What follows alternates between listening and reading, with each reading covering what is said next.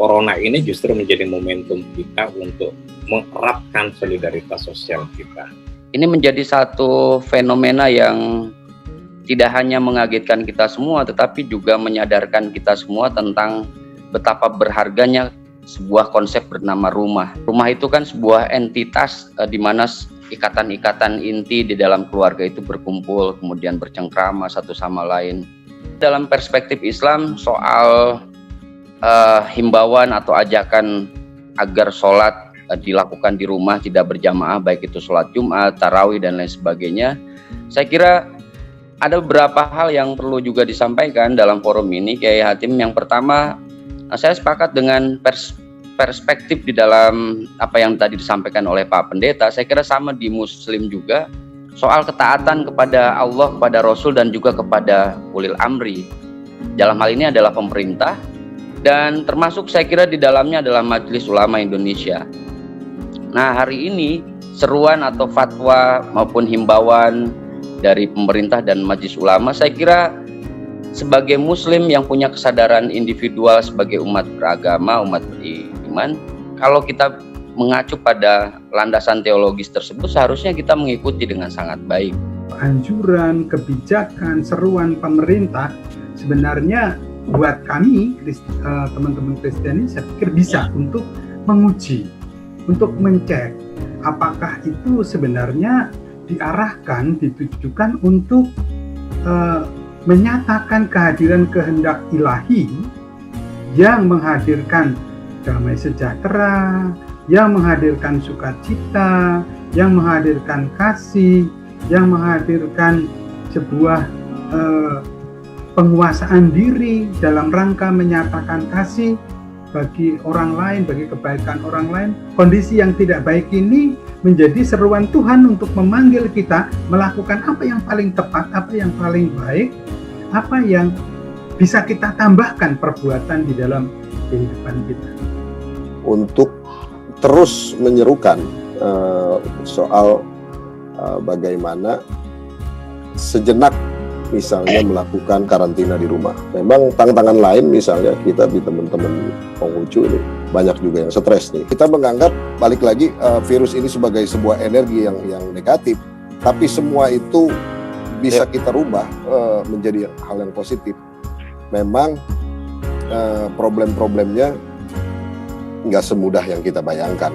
Di negara-negara yang demokrasi pasti pelarangan-pelarangan, apalagi isolasi, karena kita itu zaman yang global, yang biasa berkomunikasi, bisa berjumpa, tiba-tiba dilarang, pasti ada resistensi seperti itu. Mulailah dibangun suatu kesadaran, kita mulai membangun inovasi dan kreativitas dalam situasi ini. Corona ini mengubah semua kehidupan manusia, baik dalam bidang ekonomi, budaya, dan bidang beragama. Tetapi yang penting adalah Gusti itu ora sarik. Gusti itu ada di setiap orang, di setiap rumah kita, asal kita sebagai orang beriman itu mau berjumpa dengan yang ilahi itu, dan kita mengalami kehadiran Tuhan dalam keluarga dan dalam rumah kita. Keselamatan manusia merupakan hukum tertinggi, dan itulah cinta kepada kemanusiaan. Tinggal di rumah, cuci tangan dengan sabun, jaga jarak 2 meter, itulah keutamaan orang beriman. Dalam keutamaan orang beriman itu adalah dia setia dan taat kepada suara hatinya. Wajah Tuhan kita temukan ketika kita setia kepada perkara-perkara yang kecil untuk keselamatan manusia. Kepentingan finansial itu sebetulnya lebih mendesak, yang kemudian dibungkus dengan alasan-alasan yang kemudian melahirkan keangkuhan iman. Keangkuhan iman itu maksud saya, contoh umpamanya, kenapa kita harus takut pada corona? Kita takut hanya pada Allah.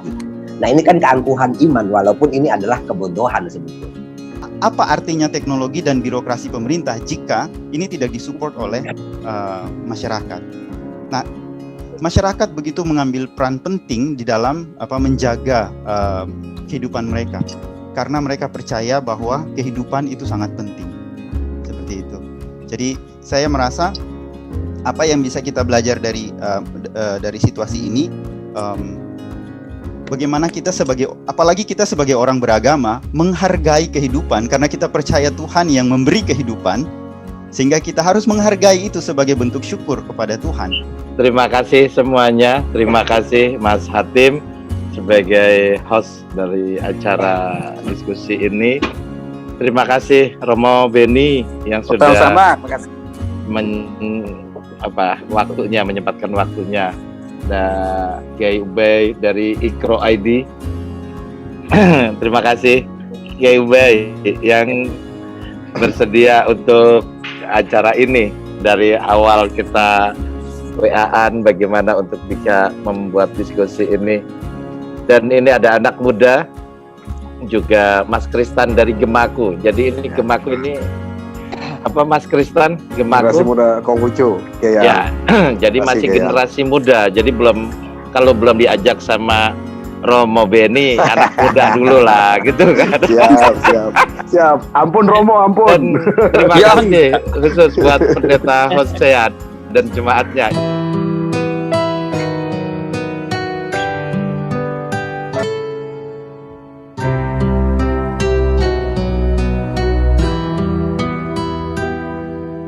Corona datang, Tuhan mencuci dunia, membungkam kesombongan manusia. Tempat ibadah semuanya ditutup, manusia bingung cari pegangan.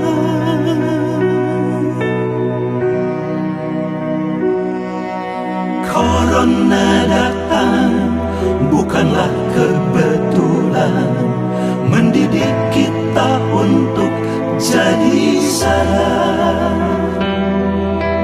Anak dan istri, jabatan kekayaan,